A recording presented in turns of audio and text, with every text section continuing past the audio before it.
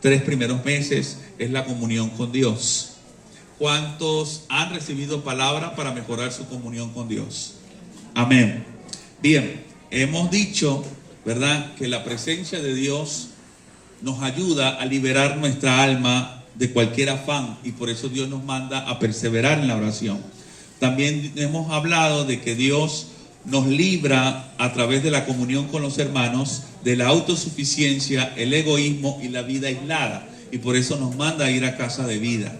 Hemos hablado que Dios nos libra de la vida falsa al comer con los hermanos. Es importante, parece algo insignificante, pero cuando nosotros nos ponemos a comer todos juntos y cuando nos sentamos a comer, que nadie comiendo puede mostrar su falso yo, porque el que come con salsa se le cae la salsa, ¿verdad?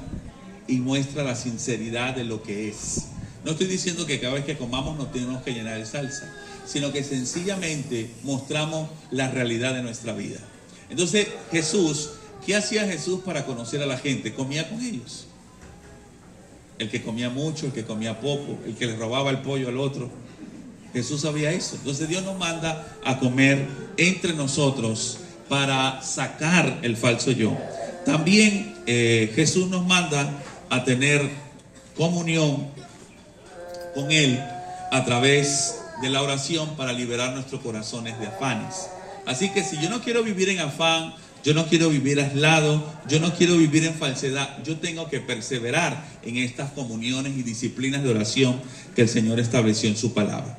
Pero hoy en día nosotros nos vamos a encontrar con cosas que compartimos con Cristo, que son millones de cosas que nosotros tenemos comunión con Cristo y que nosotros debemos aprovechar esa comunión. Vaya conmigo a Hebreos 2.14, por favor. Hebreos 2.14.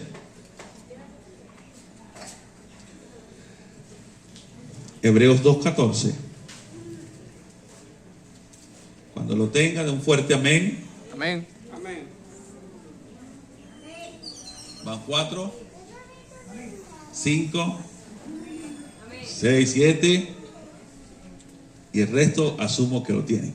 Dice: así que por cuanto los hijos participaron de carne y sangre, Él, hablando de Cristo, también participó de lo mismo, para destruir por medio de la muerte al que tenía el imperio de la muerte, esto es al diablo, y librar a todos los que por el temor de la muerte estaban durante toda la vida sujetos ¿a qué? A servidumbre. Esta palabra, ¿verdad?, habla acerca del temor. Y el efecto del temor, ¿tiene calor la niña? Si quieres, allá atrás hay un airecito. Dile que le dan 2 empanaditas con refresco, se calma.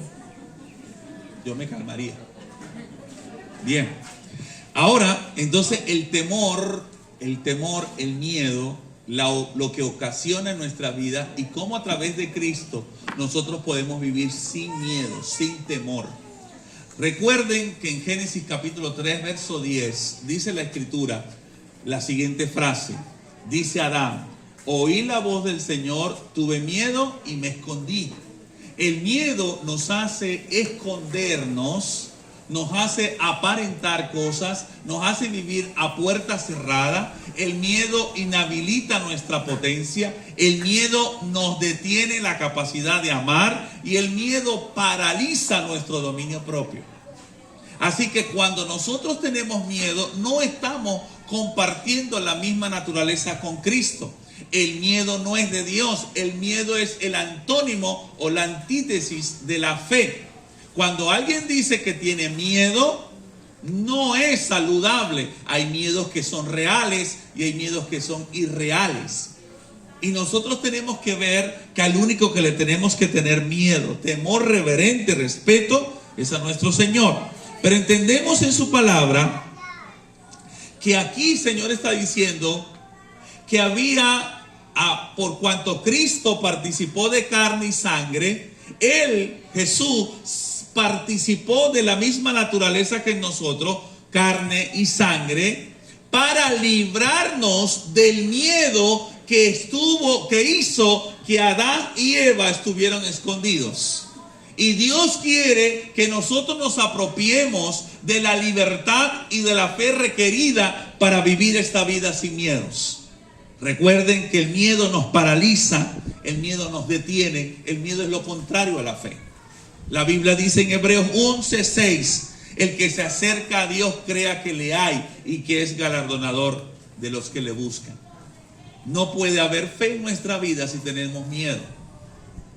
Y el principal miedo que nosotros tenemos es del mismo Dios, de una forma equivocada. No un miedo de respeto, de obediencia, sino un miedo de que no me quiero acercar. De hecho, usted ve a personas que de repente usted invita a la iglesia y usted dice, no, ¿cómo voy a ir para allá? Y si me pasa algo, ¿cómo te va a pasar algo en la iglesia? Pero usted invita a esa persona y dice, vamos a beber 2 botellas de ron y se van. Le tienen más miedo a la iglesia que a los borrachos del depósito. ¿Por qué? Porque hay un miedo natural que sin Cristo está. Hay una persona que viene por primera vez a la iglesia y entra así al culto. ¿Y por qué el pastor es tan gordito? ¿Y por qué tocan la batería así? ¿Y por qué la diaconisa cuando oró me miró con ojos cuyugos? Porque entran con miedo. Pero van a un depósito de licores, están todos bebiendo, hay 5 pranes ahí sentados y se sienten en familia. Están todos los malandros ahí sentados y ellos están felices. Pero en la iglesia vienen así, cuidado que me roban. ¿Quién te va a robar aquí? Puro evangélico. ¿Qué pasa? El miedo. Nosotros tenemos un miedo de encontrarnos con Dios. El miedo nos hace escondernos. El miedo nos hace creer que en la iglesia nos va a pasar algo. Y por eso hay mucha gente que no va a la iglesia. No, yo no voy a la iglesia, me pasa algo. ¿Quién le va a pasar algo en la iglesia? Es un miedo que quedó después que Adán y Eva pecaron. Antes de que Adán y Eva pecaron no existía el miedo. El miedo existe después del pecado. Así que cuando yo le tengo miedo a algo, a alguien que no sea Dios, es propio de un pecado y es propio de una persona que no tiene fe. Por eso nosotros tenemos que participar de lo que Cristo hizo en la cruz del Calvario, que Él a través de su obra rompió el imperio que tenía Satanás. ¿Cuál era el imperio que tenía Satanás? A través del miedo. Satanás domina a la gente a través del miedo. Le dice a la persona que algún día tuvo una enfermedad y casi se muere y se levanta de allí, los primeros días le da gracias a Dios y después dice, le pone Satanás en su mente, anda a beber, anda a disfrutar la vida porque la vida es corta. Y como dice una profeta por allá, la vida es un carnaval. Entonces esa persona se va a beber y cree que está operando en lo correcto. Y el miedo lo impulsó a vivir con solamente satisfacer sus necesidades inmediatas, olvidando la realidad de la vida. ¿Cuántas niñas y niños por miedo a no tener novia o novia se atreven a tener una novia o novio no cristiano? Es que me voy a quedar solo. Por miedo. El miedo nos hace tomar decisiones incorrectas. ¿Cuántas personas por miedo no toman malas decisiones en su vida? Y por medio del miedo es que Satanás nos domina. El miedo. El miedo a no ser amados, el miedo a ser rechazados, el miedo a ser abandonados, el miedo al divorcio, el miedo al matrimonio, miedo a que en el matrimonio te sean infiel, miedo a que en el matrimonio salgas embarazada y te sean infiel. Y la gente toma decisiones o no toma decisiones en base a miedo. Pero el miedo no es del Señor. Y tenemos que aprender a despojar por la obra de Cristo y por participar en la naturaleza de Cristo, a despojar nuestro corazón del miedo. Porque el miedo nos hace ser personas introvertidas, a veces cobardes, con timidez. El miedo nos hace aislarnos, nos encierra en nuestros propios mundos. Y hay gente que vive en su propio mundo porque tiene miedo. Nos hace enconcharnos. Ponemos candados en nuestra vida que nadie puede entrar incluso Dios. Y esto nos genera que a base de miedo podemos generar ser personas conflictivas, tan conflictivas que nos cueste relacionarnos con los demás, porque no permitimos que los demás nos conozcan tal y como somos. En Juan 20:19, los discípulos tenían miedo y estaban a puertas cerradas, porque el miedo nos hace egocéntricos, nos hace pensar solo, y si me hacen daño, y si me va mal, y si nadie me quiere. El miedo nos hace pensar solo en nosotros, pero la fe nos hace pensar en Dios. Voy a glorificar a Dios, Señor será exaltado, al Señor le voy a dar la gloria. El miedo piensa es en ti, nos hace ser egocéntricos. Y dice la Escritura que Dios no nos dio espíritu de cobardía, sino de poder, amor y dominio propio. Así que una de las obras que hizo Jesús y que nosotros compartimos es que Cristo derrumbó el imperio de Satanás a través del miedo, para que usted y yo nunca tomemos una decisión en base a miedo, en base a manipulación, sino la verdad de Dios. Ahora, el miedo nos deja un falso concepto de Dios. ¿Cuál es el falso concepto de Dios que nos deja? ¿Qué es el miedo, hermanos? En otro sinónimo, el miedo es la ausencia vivida de Dios. Cuando una persona cree que en alguna situación de su vida Dios no se hizo presente, Dios no intervino, Dios estaba pasivo, eso le va a generar miedo en su vida. Y puedo crear un concepto falso de Dios, porque el miedo genera un concepto falso de Dios. ¿Qué concepto genera de Dios? Bueno, que Dios es un Dios pasivo, que no está ocupado en ayudarme. El miedo nos genera un concepto de Dios, que Dios es insensible a mis necesidades, es un Dios distante, desinteresado, ausente de mis problemas, ¿por qué no hasta cruel, que me deja en las situaciones que me dan miedo y no hace nada? Un Dios que provoca miedo porque nunca está satisfecho, o es perfeccionista, o nunca se hace presente. Y cada uno de estos falsos conceptos de Dios, aunque uno le pueda decir a usted, Dios está ahí presente, el miedo te hace velar los ojos espirituales, y aunque el Señor esté presente, tú no lo ves. En el libro de Lucas, los discípulos, Jesús había muerto, y los discípulos estaban caminando, y de ahí sale el forastero de Jerusalén, estaban caminando con Cristo, y se lo consiguieron, pero Jesús ya había resucitado. Y Jesús estaba hablando con ellos, y Jesús les dijo, ¿qué le está pasando a ustedes? No, es que nosotros teníamos un maestro que se llamaba Jesús, y le comienzan a hablar a Jesús de Jesús. Pero él dijo que iba a morir y resucitar, ya es el tercer día y no ha resucitado, y estamos todos nerviosos, y ellos no se dan cuenta que con quien estamos hablando era con Jesús, porque el miedo hace eso. Jesús está presente, pero en tu mente el miedo te paraliza, te neutraliza y no te deja ver lo que Dios puede hacer. Por eso es importante compartir la naturaleza de Cristo, de que Él en la cruz del Calvario venció a Satanás a través del imperio de la muerte. Cristo lo venció con la muerte. Ahora, ¿qué miedos podemos enfrentar nosotros? Podemos enfrentar el miedo a la muerte, el miedo a estar insatisfechos en la vida, el miedo, ¿verdad?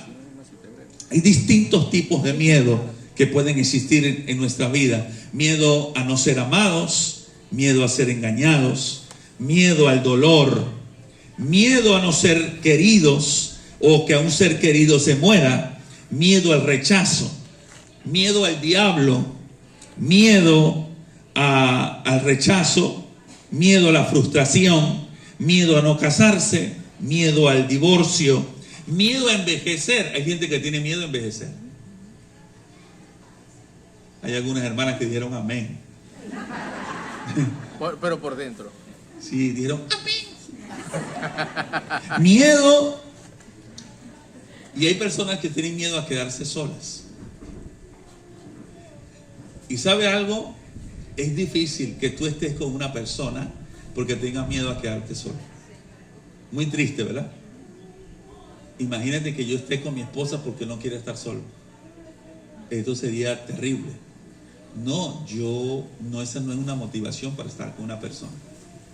Ahora, estos miedos, como te digo, paralizan, son obras de Satanás. Y por supuesto detienen nuestra fe.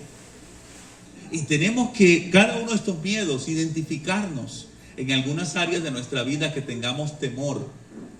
Debemos vencerlos. ¿Cómo Cristo venció la muerte? No solo en la cruz, sino que dice Hebreos 2:14 que Él venció por medio de la muerte al que tenía el imperio de la muerte.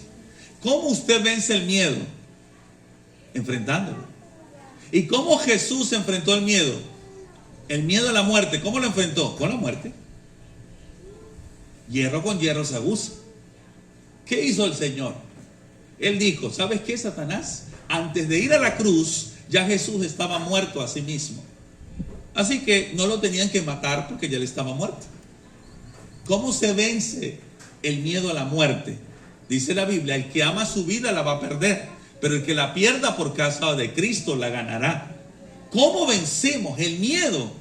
Pues nada más que confiando plenamente en la persona de Cristo. Recuerdo, hermanos, cuando estaba enfermo del COVID,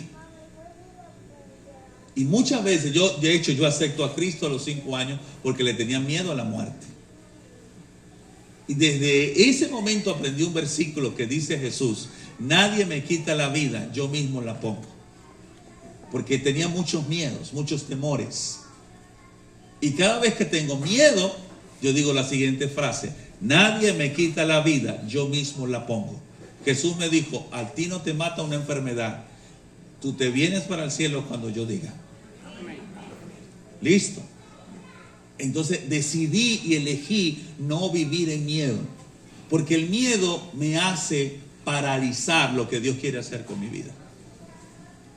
Primero tenemos que identificarlo, confesar que lo tenemos y renunciar a ese miedo, porque el miedo nos hace operar en incredulidad. Y ahí sentado yo quiero pedirle que tenga en mente cuáles son los miedos que han estado paralizando el fluir del amor de Dios, están deteniendo la fe, limitando tu potencial en Cristo, generando faltas de dominio propio en ti, porque cuando nos falta dominio propio en algo es porque tenemos miedo.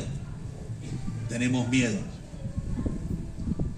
Por eso esta mañana yo quiero hacer una oración, pero ten en mente cuando estemos orando cuáles son los miedos de tu vida, porque Cristo, al compartir la naturaleza con Cristo y el método de Cristo, Cristo lo venció en la cruz del Calvario, y el método que utilizó es la muerte al yo. Cuando morimos al yo, el miedo muere. Ahora voy a hacer una oración y cuando yo le diga confiese su miedo, usted lo confiesa. Por lo tanto, por ahora, diga esta oración conmigo. Señor Jesús, confieso que he vivido en algunas áreas de mi vida bajo el miedo, y esto me ha quitado la fe.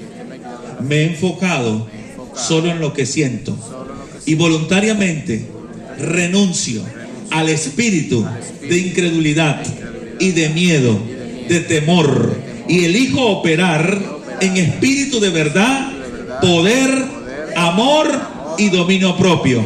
En el nombre de Jesús, tú eres un buen padre.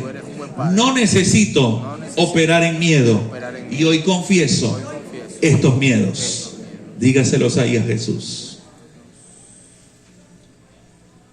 Miedo a no tener dinero, miedo a no ser amados, miedo a que un ser querido muera, miedo al rechazo, miedo al fracaso, miedo al divorcio, miedo a estar solos.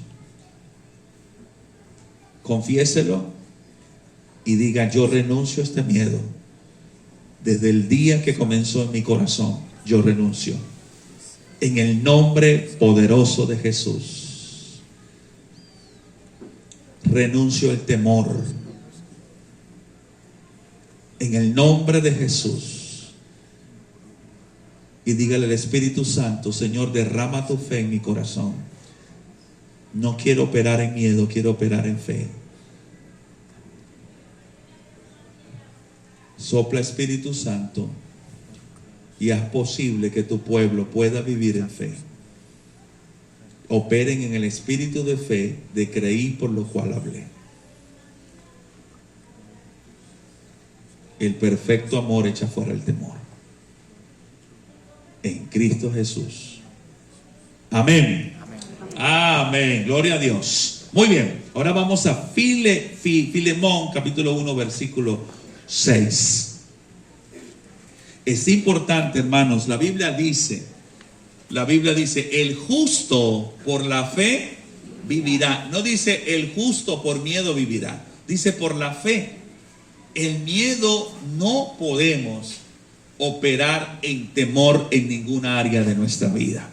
Filemón capítulo 1 verso 6 nos da una clave que debemos tomar en cuenta para nuestra fe. Perdón, no vamos a Filemón, vamos a Pedro. Primero a Pedro, qué pena. ¿Por qué se ríe Disney? Segunda de Pedro capítulo 1 versículo 1. Y usted va a ver que nosotros generamos y tenemos, en vez de miedo, compartimos la fe de Cristo. Según de Pedro capítulo 1 verso 1. ¿Lo tiene? Dice: y Simón Pedro, siervo y apóstol de Jesucristo, a los que había alcanzado por la justicia de nuestro Dios y Salvador Jesucristo una fe igualmente preciosa que la nuestra. Usted tiene la misma fe de Cristo y la misma fe de los apóstoles. Levante la manito conmigo y diga: yo tengo la misma fe de Jesucristo y la de los apóstoles. Dígalo otra vez: yo tengo la misma fe de Jesús y de los apóstoles. Amén. Gálatas 2:20. Vaya conmigo, Gálatas 2:20. Gálatas, yo comparto la misma fe de Jesús. Hay tres tipos de fe en la Biblia: la fe natural, la fe como don y la fe de Cristo. Y yo comparto la fe de Cristo. Gálatas 2:20. Cuando lo tenga, de un fuerte amén. Dice: con Cristo estoy juntamente crucificado, y ya no vivo yo, mas vive Cristo en mí. Y lo que ahora vivo, lo vivo en la carne. ¿Lo vivo en qué?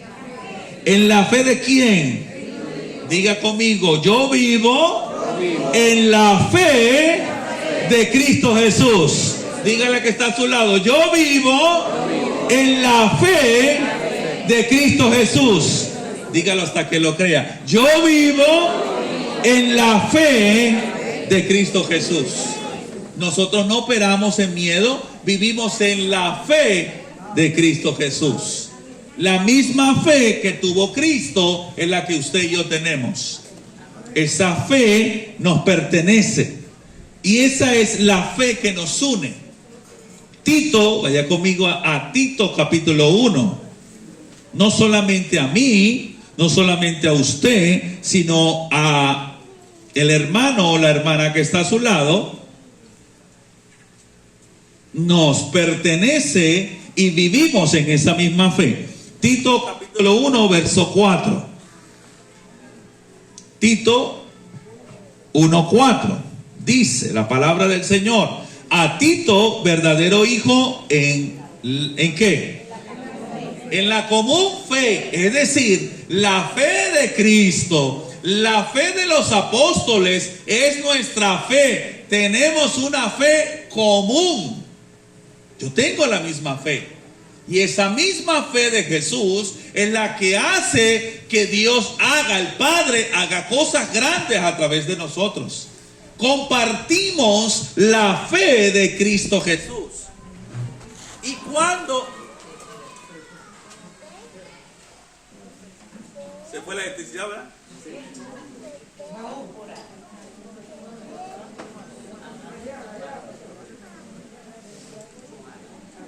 Estamos en el Zulia.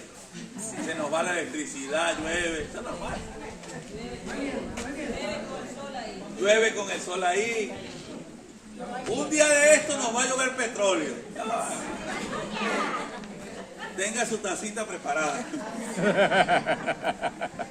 Ajá, entonces yo comparto la misma fe de Jesús y tengo que aprender a desarrollar esa fe del Señor Jesús. Dice la Biblia que somos participantes de la naturaleza de Cristo. Por lo tanto, yo tengo que participar eficazmente de esa fe. Tengo que ponerla a funcionar. La fe sin obra es muerta. Por eso vino Cristo y cada vez que hablaba con los discípulos, Él les enfrentaba su miedo y les generaba fe. Tenemos que ver en la Biblia que cuando los discípulos iban a pasar de un lugar a otro, Jesús se desaparece y ellos ven a alguien caminando. Ellos no pensaban que era Cristo, sino que era un fantasma.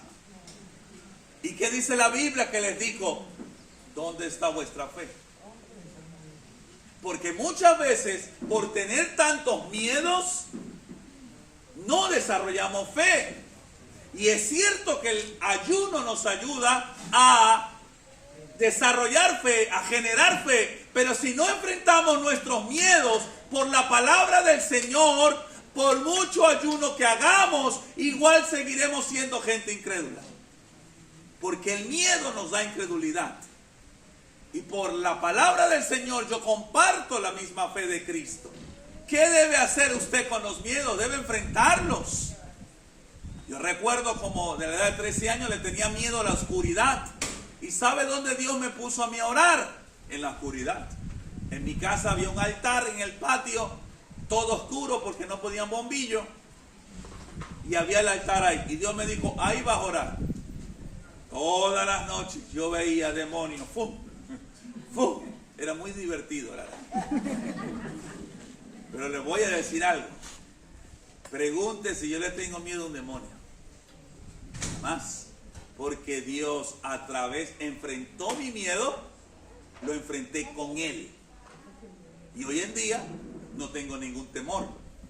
Así que cualquier temor y cualquier miedo, si usted o yo no lo enfrento, no puede generar fe. Porque el miedo se puede convertir en un surco en nuestra mente que no, aunque Dios nos hable, Dios nos diga y Dios nos diga muchas cosas, nosotros igual nos vamos a sentir incapacitados. ¿Cuántas niñas, hermanos, en nuestra generación había? Yo tengo 47 años. En el salón de quinto, cuarto año había, por decirle, 20 niñas y habíamos 10 varones. De los 10 varones, 8 eran feos y 2 eran bonitos. Por supuesto yo era de las bonitas, ¿no? Y de las 20 muchachas, 10 eran simpáticas, 2 eran las bonitas y las 8 teníamos que orar por ellas.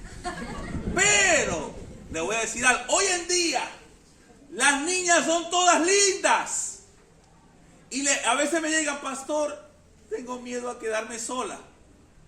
Y yo las miro y digo: si tú conocieras a la que estudiaba conmigo, no te deprimes.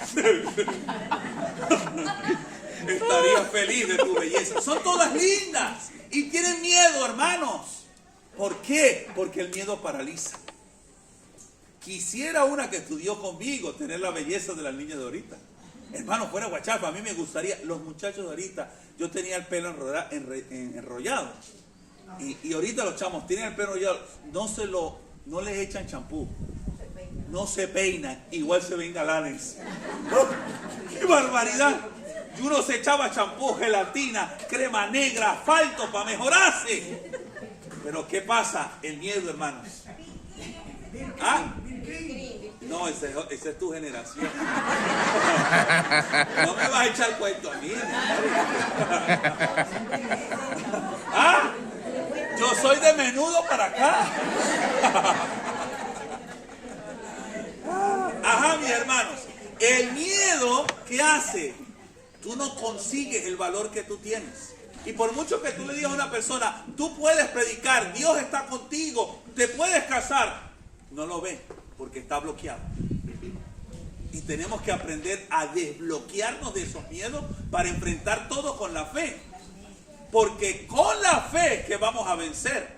Sin fe es imposible agradar a Dios. Sin fe no vamos a vencer al mundo. Sin fe es imposible agradar a Dios. Debes dejar que el Espíritu Santo enfrente tus temores, enfrente tus miedos y hagas la voluntad de Dios. Debes hacerlo. Porque pasarán los años y no habrá cambios. No tendrás más fe porque no enfrentas tus miedos. En el nombre del Señor. Ahora la palabra del Señor nos dice que debemos participar de nuestra fe con eficacia. Y tenemos una fe en común. Y nosotros tenemos muchas cosas en común con Cristo. Uno sabe qué cosas tiene en común. Usted ve a mis hermanos y usted dice, tiene cosas en común. Nos parecemos. Usted ve de repente a una persona de la etnia guayú y se parecen. Tienen el pelo lindo, ¿verdad? Pero tienen algo en común. Ahora, en Cristo, moralmente, nosotros tenemos cosas en común. Y uno de esos es la fe. La forma de hablar con fe es una de las cosas que nosotros tenemos en Cristo Jesús. Ahora, no solamente esto. Vaya conmigo a 2 Corintios capítulo 1, versículo 9. 2 Corintios capítulo 1, verso 9. ¿Cuántos creen lo que estoy hablando? Amén. Compartimos la fe de Cristo. La fe que yo tengo es más poderosa que la fe de quien sea, porque es la fe de Jesús. 2 Corintios capítulo 1, verso 9. Segunda. Si va a hablar de fe, no es ese. No es primera. Primera de Corintios 1:9. Sí, Primera de Corintios 1:9. La segunda cosa que compartimos con Cristo está en este versículo. Primera de Corintios capítulo 1, verso 9. Lo segundo que usted y yo compartimos con Cristo, los que creen en Cristo y viven para Cristo, 1 Corintios 1:9, ¿lo tienen? Amén. Fiel es Dios. Yo no he leído el resto. Espérenme, déjenme predicar. Dice la Biblia, fiel es Dios. ¿Por qué? Porque los que compartimos la misma naturaleza de Cristo, disfrutamos de la fidelidad de Dios. Amén. Todo aquel que comparta y tenga comunión con Cristo, Dios le es fiel a esa persona como le es fiel a Cristo. Por eso, queridos hermanos, hay cosas, usted dice, la Biblia dice, si nosotros fuésemos infieles, Él permanece siempre fiel. ¿Por qué? Porque el Padre nos es fiel a nosotros como si fuese a Jesús. Y usted dirá, ¿será que Dios es sinvergüenza? No, Señor, que Dios hizo un pacto con Cristo. Y le dijo, si alguien cree en ti, yo le voy a ser fiel como te fui fiel a ti. Yo disfruto de la fidelidad de Dios. Yo disfruto que aunque haya áreas de mi vida donde no soy perfecto, donde no estoy completo, donde no hago las cosas bien, ahí la fidelidad de Dios me cubre. Yo disfruto la fidelidad de Dios. Y por eso a veces nos pasan cosas, o usted está esperando algo malo le pasa y no le va a pasar porque Dios te es fiel. A veces viene una prueba y usted dice, sí es verdad, estoy en prueba, pero Dios ha hecho esto, Dios ha suplido, me ha dado esto. ¿Por qué? Porque Dios te es fiel como si tú fueses el mismo Jesucristo. Disfrutamos de la fidelidad de Dios. Así como el Padre le fue fiel a Jesús cuando Jesús estaba aquí en la tierra, así no es fiel a nosotros. No nos va a dejar caer, nos guardará sin caída y sin mancha. Y aunque tropecemos, Él nos va a levantar, porque fiel es el que nos llamó. También dice la palabra del Señor, la segunda cosa es que disfrutamos, compartimos la misma fidelidad. Tercero, ahí mismo, 1 Corintios 1:9. Por el cual fuimos llamados ¿a qué? Comunión. A la comunión. Usted y yo compartimos un lugar en la Trinidad en Cristo Jesús. Cuando el Padre, el Hijo y el Espíritu Santo se reúnen a hacer algo en la tierra, usted y yo, por medio de Cristo, entramos como colados en esa reunión para hacer la voluntad de Dios en la tierra. Amén. ¿Qué le parece eso? Imagínense cuando el Padre, el Hijo y el Espíritu Santo iban a enviar a Cristo a la tierra. El Padre, el Espíritu Santo, el Hijo estaban hablando. El Hijo dijo: heme aquí, envíame a mí. Y ahí también participó Isaías. ¿Por qué? Porque nosotros tenemos, a través de Cristo, la habilidad de afectar la comunión del Padre, el Hijo y el Espíritu Santo. Y que esa comunión nos afecte a nosotros. Usted sabe que en esa comunión ellos son inseparables. Y ellos hicieron los cielos y la tierra. Ellos, los tres, participaron en la resurrección de Cristo. Y usted y yo, cuando oramos, cuando lo adoramos, cuando lo buscamos, podemos afectar que esa Trinidad opere en favor de las personas con las cuales oramos. Yo me alegraría por eso. Amén. Y apoyaría al pastor que está dando gritos. Amén. Amén. Usted sabe que puede haber un matrimonio que se va a separar, se van a divorciar. Pero usted viene y habla con el Padre, con el Hijo y el Espíritu Santo, y usted afecta al cielo y le dice: Señor, permite que estos no se divorcien. Y no se divorcian. ¿Sabe por qué? Porque usted comparte la comunión con el Padre, el Hijo y el Espíritu Santo. Amén. Está un hijo enfermo y en el cielo ya dijeron: no, él se va a morir. Y usted dice: no, papá, ten misericordia, mete tu mano y se sana. Y dice: ¿por qué? Porque usted comparte un lugar en la comunión con el Padre, el Hijo y el Espíritu Santo. Amén. Disfrute y aproveche esa comunión para traer el bien de Jehová a su casa, a su matrimonio, a sus hijos y a esta comunidad. Usted puede afectar porque usted tiene deber y derecho de entrar en la comunión con Dios para bendecir esta tierra a través de su posición de comunión con el Padre, el Hijo y el Espíritu Santo. Amén. ¿Verdad que sí? Ahora tenemos que aprender a tener comunión como ellos tienen comunión. Para que haya comunión, nosotros tenemos que diferenciar lo que es hablar con tener comunión. Son dos cosas diferentes. Cuando yo quiero tener comunión con alguien, yo lo primero que me acuerdo es qué tengo en común con esa persona.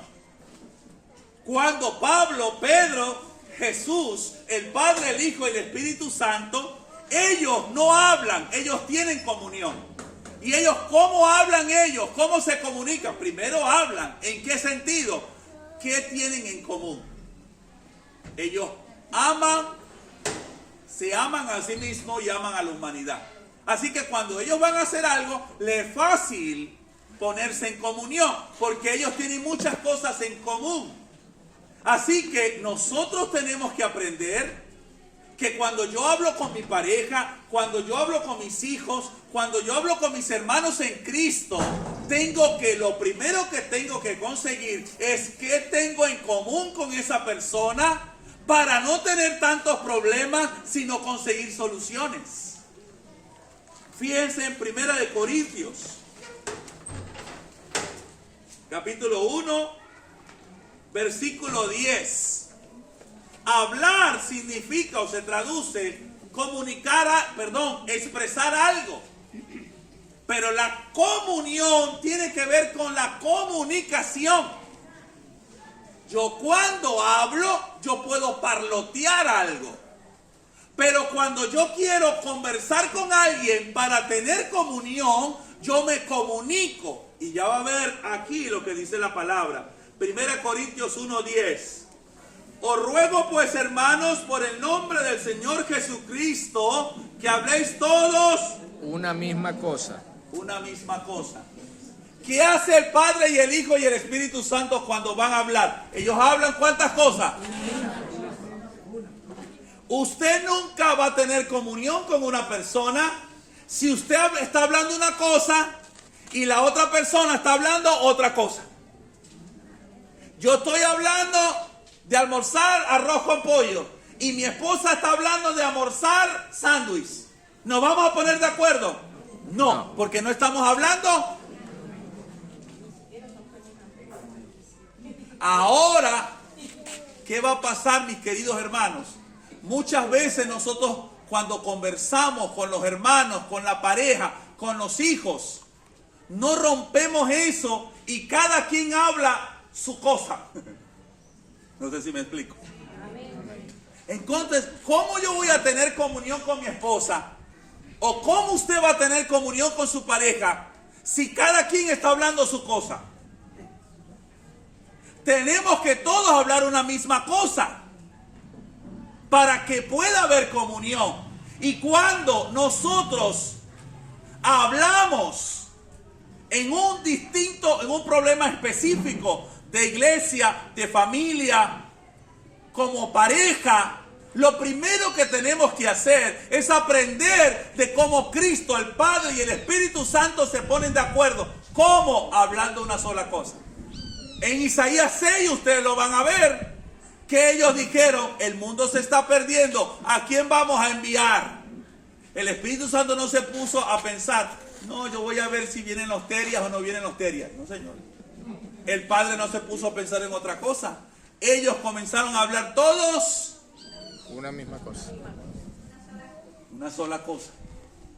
Hermanos, y a veces nosotros no sabemos hablar una sola cosa. Porque estamos hablando y se nos inunda el cerebro. Y queremos hablar 30 cosas a la vez. O peor, no hablamos ninguna cosa.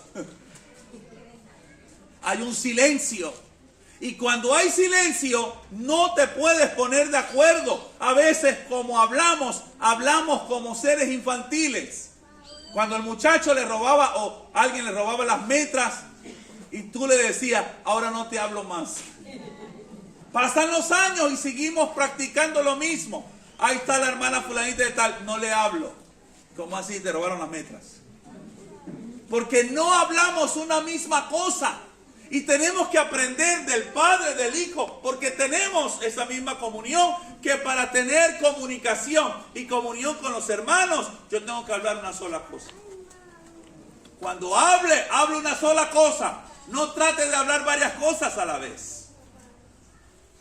Y cuando lo vaya a hablar, hable desde su corazón para poder ponerse de acuerdo. Hay otro secreto más acá. Voy por el 10. Vuelvo a leerlo. ¿Están conmigo? Amén. ¿Quién se está durmiendo?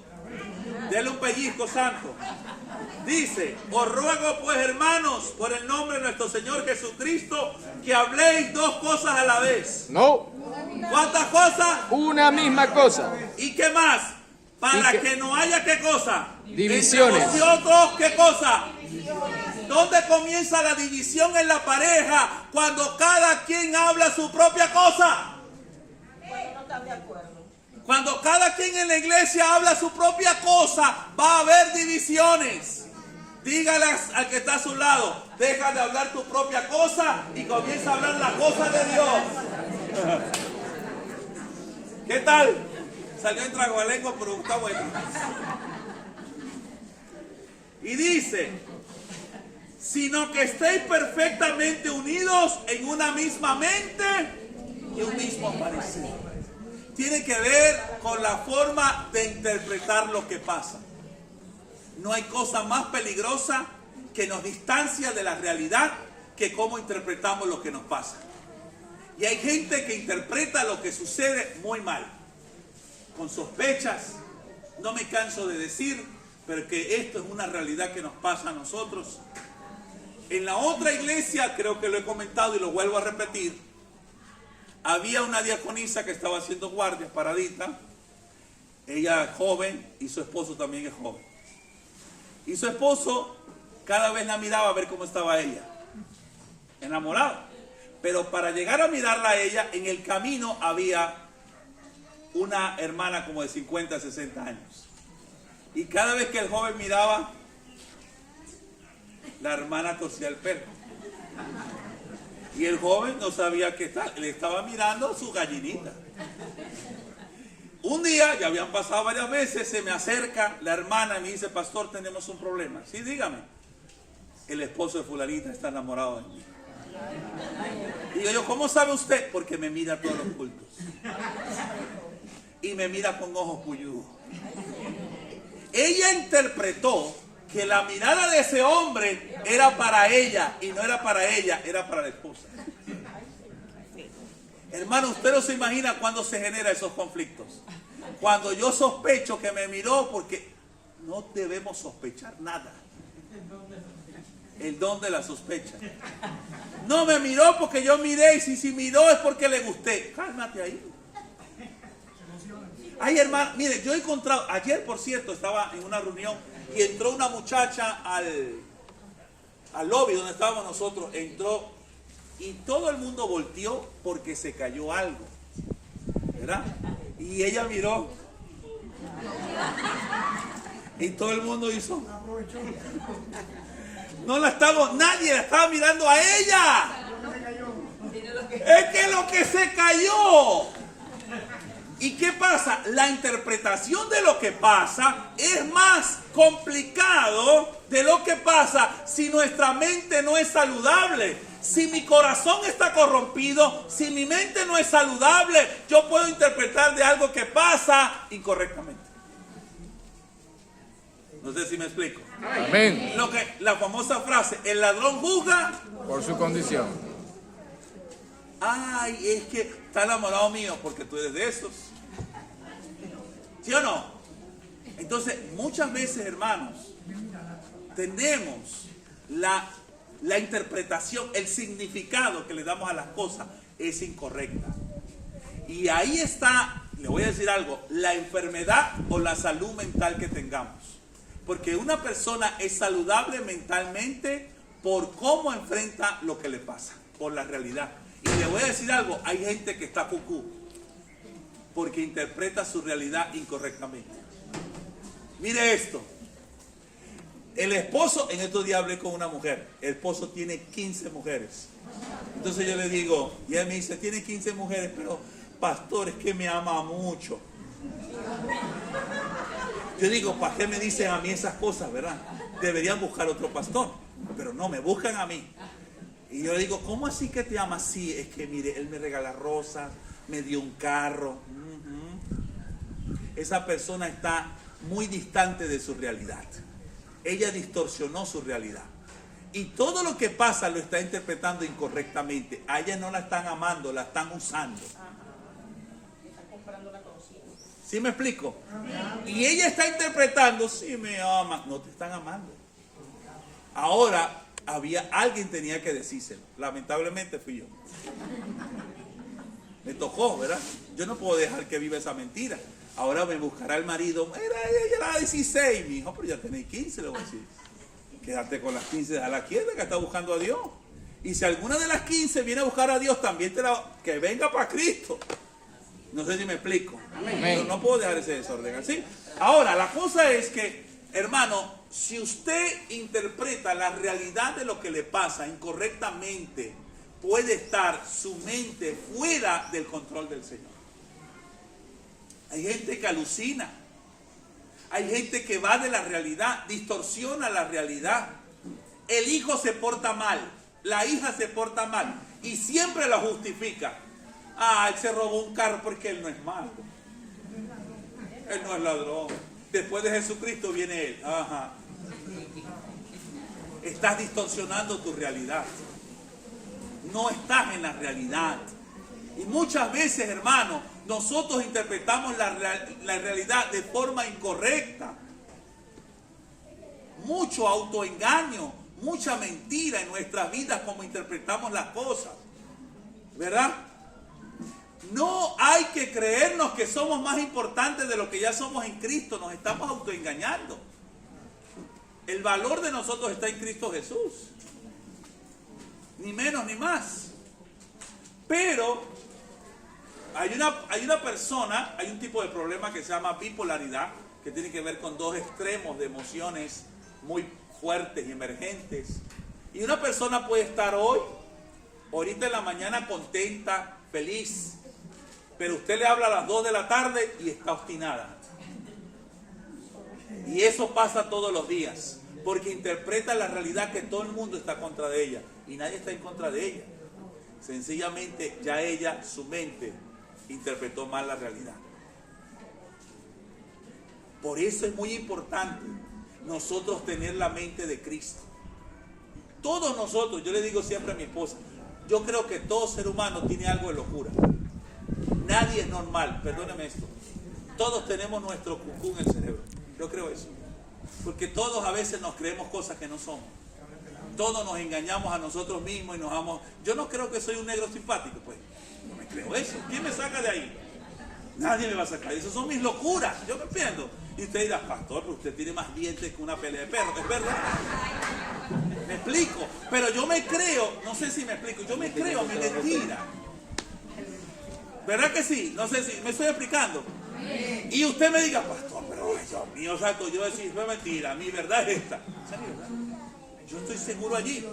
Ahora, entonces cada quien nos creemos nuestras cosas, hermano. Pero si usted aprende a no vivir bajo la mentalidad de este mundo, sino bajo la mentalidad de Cristo, usted va a vivir una vida saludable. Tenemos la mente de Cristo y debemos interpretar todo lo que nos pasa conforme a Cristo lo haría. Y usted va a vivir una vida saludable. Usted no va a ser esa gente que tiene conflictos, sino que crea comunión. Mire este ejemplo, Romanos capítulo 1. Y con este vamos terminando antes que deje la garganta aquí. Romanos 1.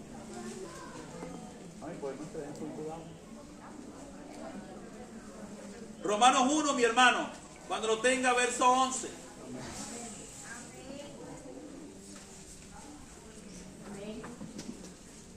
Amén. Amén. Aquí había un conflicto, hermanos. Romanos 1, 11, ok. Aquí había un conflicto. Pablo quería ir a Roma, pero no pudo ir porque tuvo muchos obstáculos para poder ir. Y la gente de Roma, al principio, estaba brava con Pablo porque no le pudo visitar. Y comenzaron a parlotear, este Pablo no viene, este Pablo no nos ayuda, este Pablo no sé qué. Pero ellos comenzaron a crecer y comenzaron a dejar de parlotear y comenzaron a comunicarse. Y miren lo que dice Romanos 1:11. Porque deseo veros para comunicaros algún don espiritual a fin de que seáis confirmados. Esto es para ser mutuamente confortados por la fe que nos es Común. a vosotros Y a mí. Pablo está diciendo, voy a hablar con ustedes de un problema y lo primero que tenemos que hacer es que tenemos en común.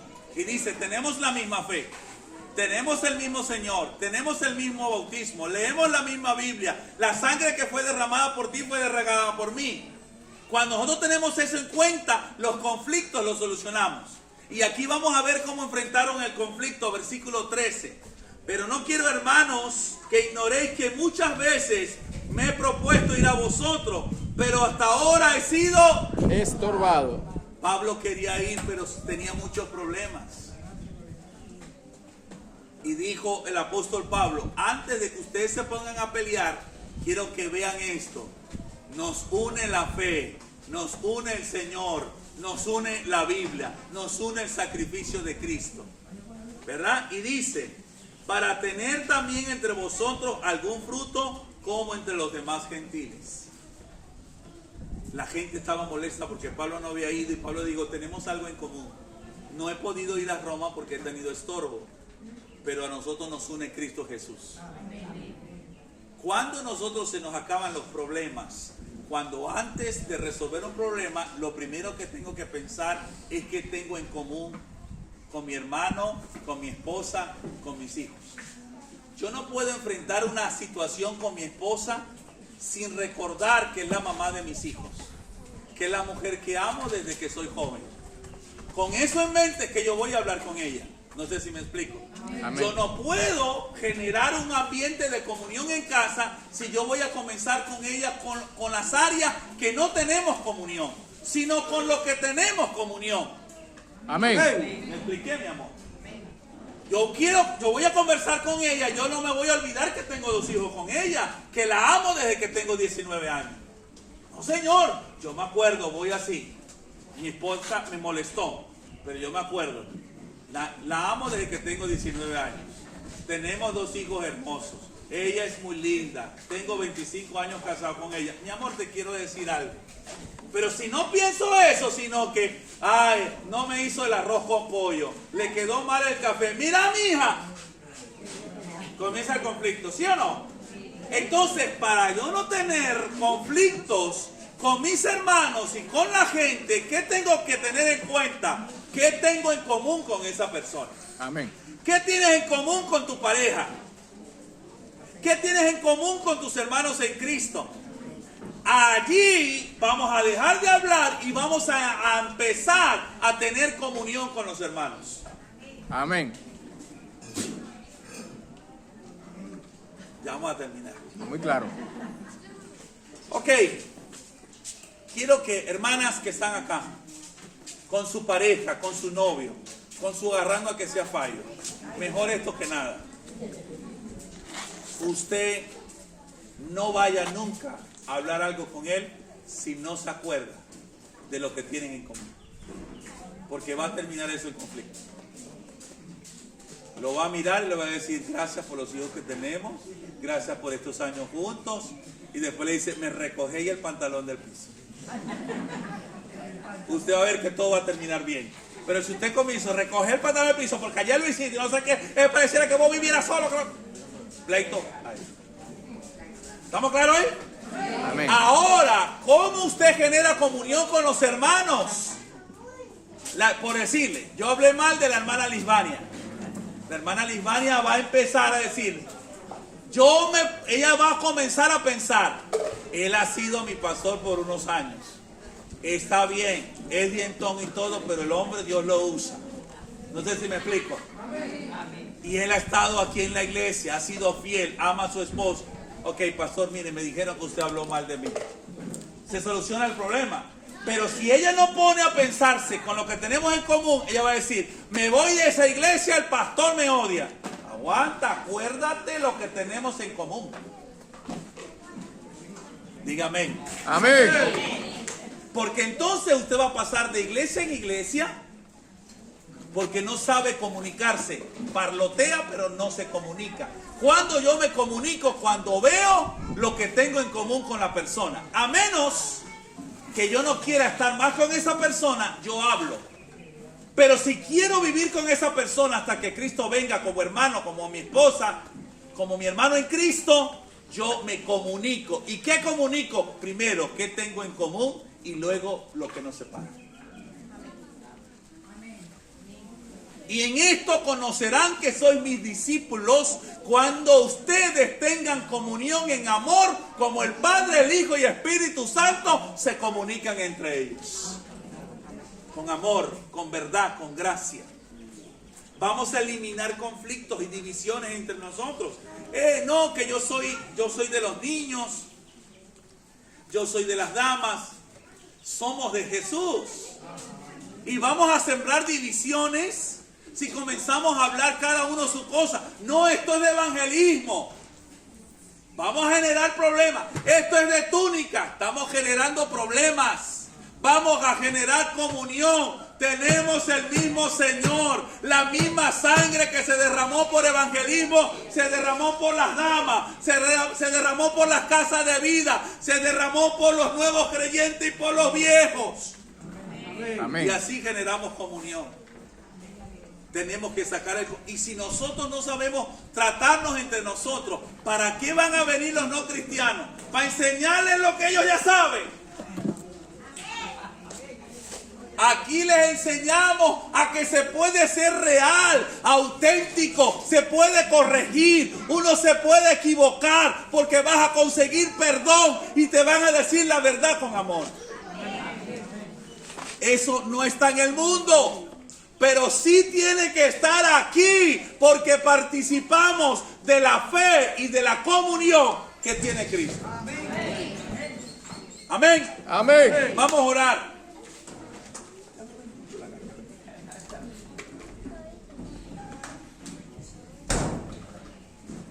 Párense, mi hermano.